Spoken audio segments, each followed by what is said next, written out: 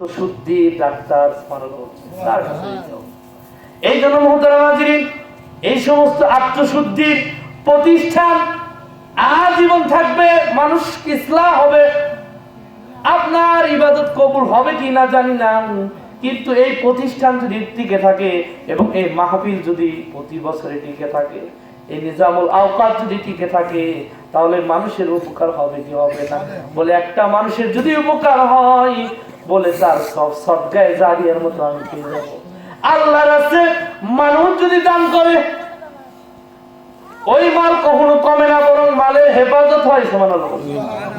আল্লাহ সুবহানাহু ওয়া তাআলা সাকিয়ত দানশীলতাকে ভালোবাসে, দান না করলে আরো ওই মালের ক্ষতি হয়।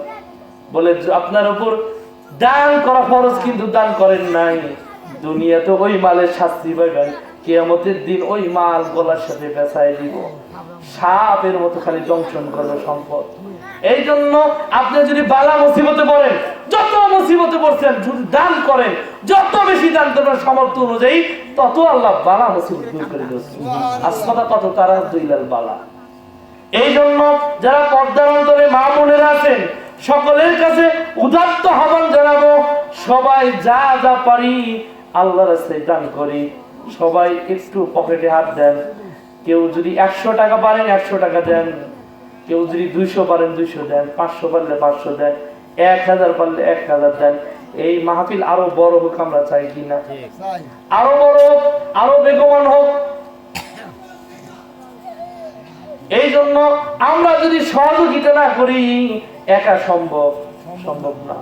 বলে দিনই কাজ মানুষের মাধ্যমে হয়। মসজিদ আল্লাহর ঘর, কার ঘর? আমরা বলি আল্লাহর ঘর। চাইলে তো আল্লাহই বানাইতে পারে, আল্লাহ না বানাই আমাদের উপর কেন দায়িত্ব দিছে? বলে মসজিদ আল্লাহর ঘর, বানানোটাও হলো ইবাদত। সুবহানাল্লাহ। বলে ইবাদত করাটাও ইবাদত, বানানোটাও কি ইবাদত। বলে এই প্রতিষ্ঠান, এই